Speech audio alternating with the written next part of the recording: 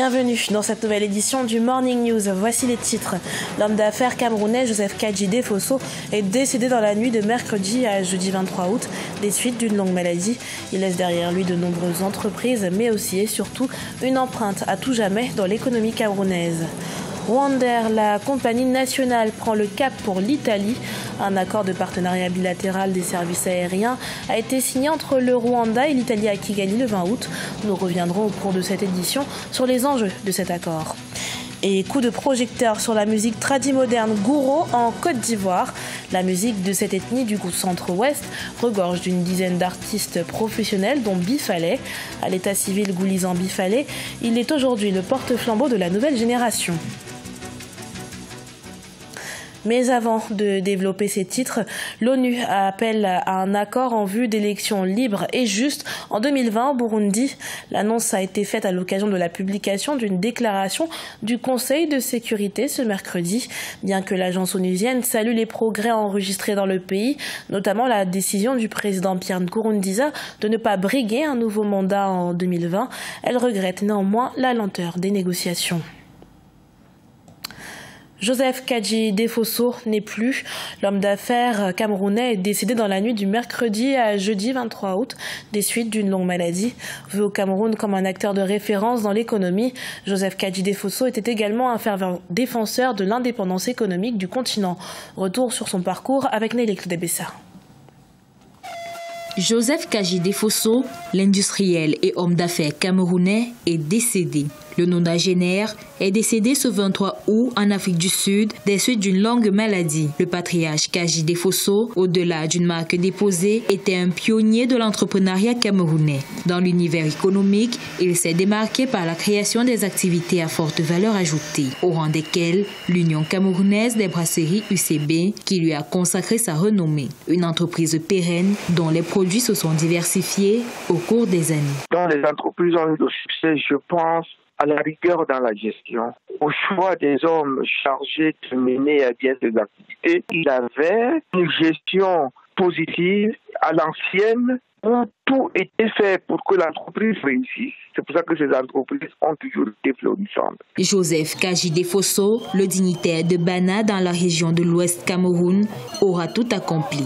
Du sport à travers la Kadji Sport Academy à la production des matières plastiques en passant par la minoterie, l'homme d'affaires aura créé des multiples emplois via le Kadji Square, les constructions d'immeubles, les entreprises Polyplast, la Société des céréales du Cameroun et la Fondation Fouatoula Kadji Defosso. Dans la création des emplois, au regard de la taille de ces entreprises, je peux sans risque de me tromper dire qu'il a été d'un apport considérable dans la résorption du chômage. Travailleur et visionnaire, Joseph Kadji Defosso a su, tout au long de son parcours entrepreneurial, incarner une source de fierté nationale, d'inspiration pour les entrepreneurs locaux et un modèle pour la nouvelle génération des jeunes Camerounais qui rêvent d'un Cameroun meilleur avec de forts opérateurs économiques.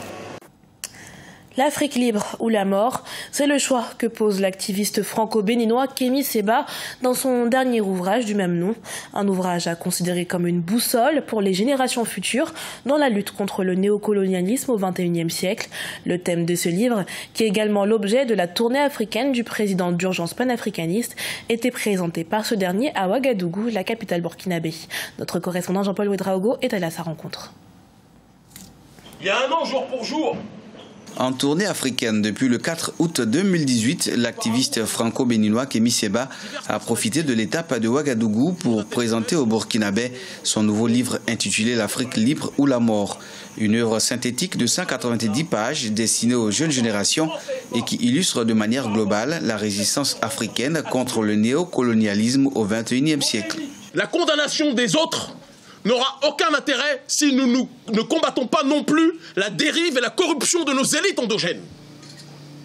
Parce que quand des élites sont censées servir le peuple, mais se servent de leur poste sur le dos du peuple, cela facilite le pillage de nos matières premières par le néocolonialisme. Édité aux éditions New African Culture, diverses personnalités politiques, sportives et intellectuelles africaines, mais aussi de la diaspora, ont préfacé le livre.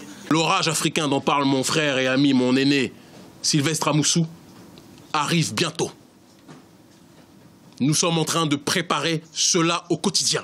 Rappelons que Kémy Séba, sur plainte de la Banque centrale des États de l'Afrique de l'Ouest, BCAO, avait été arrêté le 25 août 2017 au Sénégal, après avoir brûlé en public au cours d'une manifestation contre la France-Afrique un billet de banque de 5 000 francs CFA. Il avait été acquitté 2 semaines plus tard par le tribunal de Dakar, avant d'être expulsé le 6 septembre de la même année vers la France. Bonne nouvelle pour l'économie rwandaise. Le transporteur aérien national rwandais prend le cap pour l'Italie. Des accords bilatéraux ont été signés en ce sens entre les deux pays.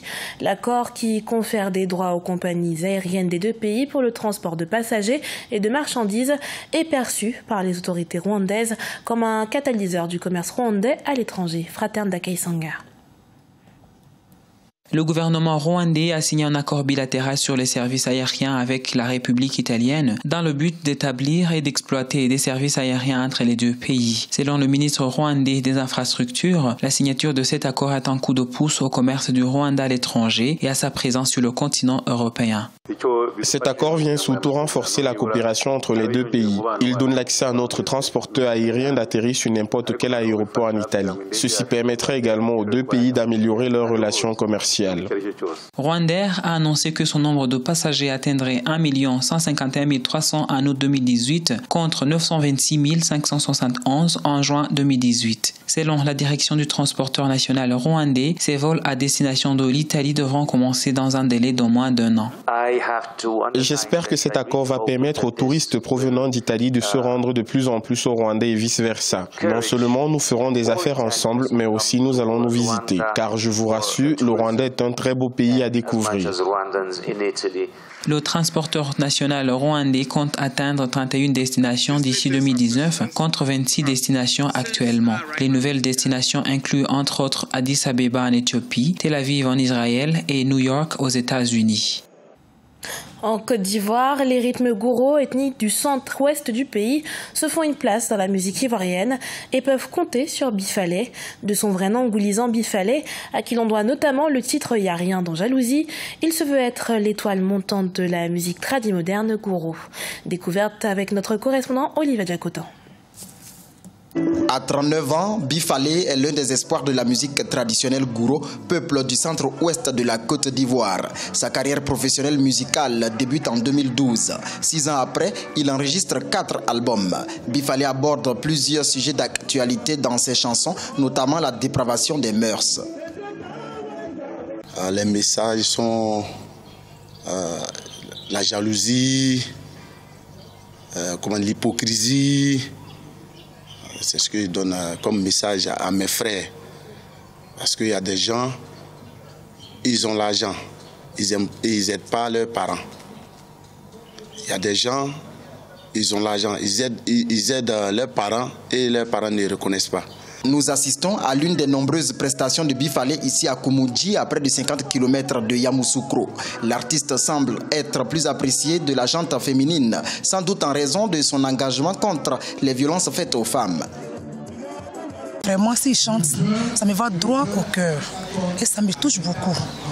Parce que s'il chante, en chantant, il dit beaucoup de choses. Bifalé rêve d'une carrière internationale d'ici les 5 prochaines années. La piraterie reste néanmoins une difficulté majeure pour lui qui rêve de vivre de sa vocation. Ce journal a été préparé par l'ensemble de la rédaction.